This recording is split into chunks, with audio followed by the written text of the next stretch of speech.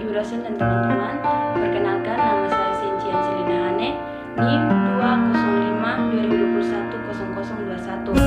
Saya dari Psikologi Kristen akan membacakan hasil diskusi saya tentang gangguan kepribadian antisosial. Yang pertama-tama, pengertian gangguan kepribadian antisosial. Gangguan kepribadian antisosial atau ASPD adalah kondisi yang ditandai dengan kurangnya empati dan rasa hormat terhadap orang lain. Tak sedikit orang menilai gangguan kepribadian antisosial ini mirip dengan introvert, padahal sejatinya berbeda jauh. Orang yang memiliki gangguan kepribadian antisosial akan sedikit atau sama sekali tidak menghargai benar dan salah. Mereka kerap bertindak tidak peka, bahkan tidak berperasaan. Individu dengan gangguan ini mungkin berbohong, terlibat dalam perilaku agresif atau kekerasan, dan berpartisipasi dalam kegiatan kriminal.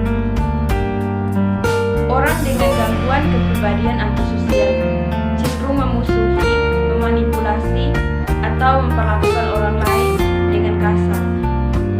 Mereka tidak menunjukkan rasa bersalah atau penyesalan atau perilakunya. Karena karakteristik ini, orang dengan gangguan kepribadian antisosial biasanya tidak mampu memenuhi tanggung jawab yang berkaitan dengan keluarga, pekerjaan, atau sekolah. Meski begitu, gejala gangguan kepribadian antisosial ini bervariasi dalam tingkat keparahan. Pola perilaku yang lebih mengerikan atau berbahaya disebut sebagai sosiopat atau psikopat. Orang dengan gangguan ini mungkin tampak menawan di luar, tapi mereka cenderung mudah tersinggung dan agresif, serta tidak bertanggung jawab. Yang kedua, ciri-ciri dan gejala kepribadian antisosial. Menurut DSM-5, ciri-ciri gangguan kepribadian antisosial seperti: yang pertama, pelanggaran hak fisik atau emosional orang lain. Yang kedua, kurangnya stabilitas dalam pekerjaan dan kehidupan rumah tangga. Yang ketiga, iritabilitas dan agresif.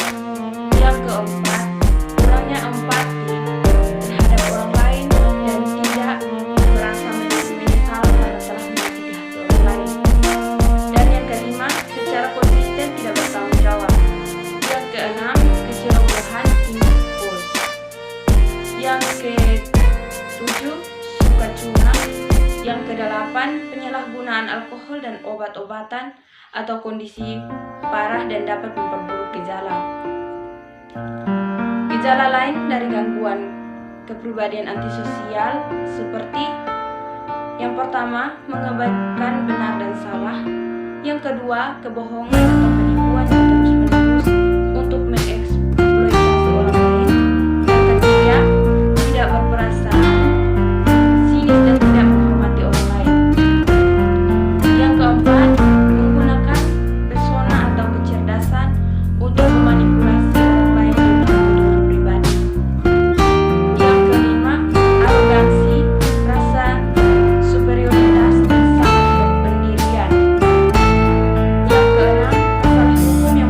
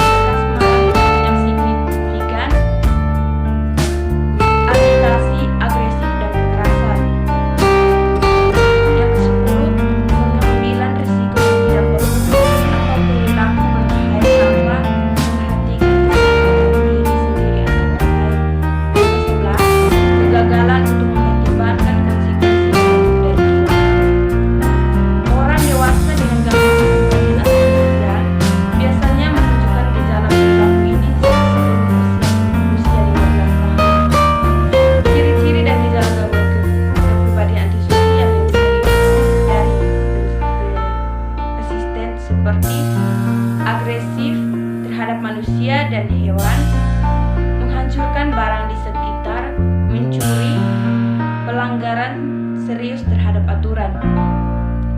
Meskipun gangguan kepribadian antisosial bisa seumur hidup pada beberapa orang, tapi pada gejala tertentu terutama perilaku destruktif dan kriminal bisa menurun seiring waktu.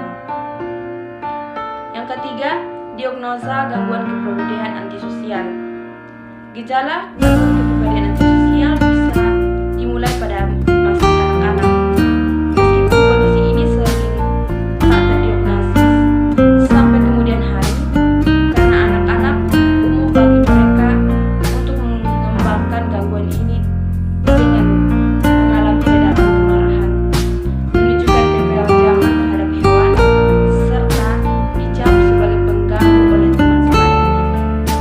Meski begitu, gangguan ini tidak dapat didiagnosis secara resmi sebelum usia 18 tahun. Untuk dapat didiagnosis dengan ASPD, seseorang harus menunjukkan ketidakpedulian dan pelanggaran hak orang lain sebelum usia 12 tahun. Ditunjukkan dengan ketidakpuasan dari 7 gejala berikut, seperti 1. Mengabaikan keselamatan diri sendiri dan orang lain. 2. Gagal untuk mematuhi hukum. Yang ketiga, perilaku impulsif. Yang keempat, iritabilitas dan agresif. Yang kelima, kurang rasa penyesalan atau tindakan. Yang keenam, berbohong atau memanipulasi orang lain untuk keuntungan atau hiburan. Yang ketujuh, tidak bertanggung jawab. Syaratnya, setidaknya satu dari gejala ini serta orang tersebut harus berusia minimal 16 tahun. Bahkan, bukan dari akibat kondisi lain seperti gangguan bipolar hingga skizofrenia. Yang keempat, penyebab gangguan kepribadian antisosial. Kepribadian adalah kombinasi dari pikiran, emosi, dan perilaku yang membuat manusia punya keunikan masing-masing. Tapi, kepribadian yang dianggap mengalami gangguan tidak diketahui secara pasti. Mungkin karena adanya faktor pemicu.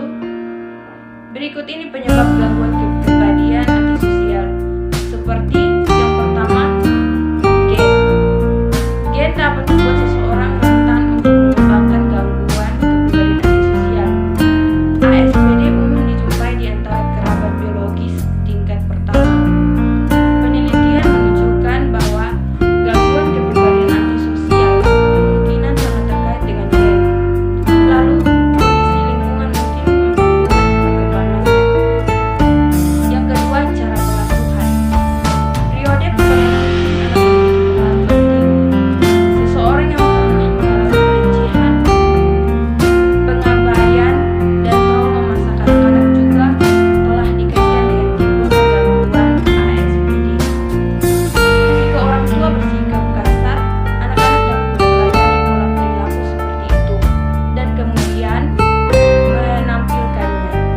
Anak-anak yang tumbuh di keluarga yang tidak teratur juga menjadi kesempatan untuk mengembangkan gangguan kepribadian antisosial.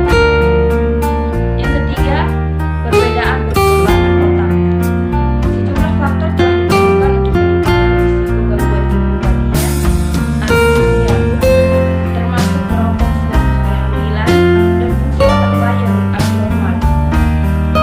Penelitian menunjukkan bahwa orang dengan ASPD memiliki perbedaan di lokus frontal. Ini area otak yang berperan dalam merencanakan dan menilai.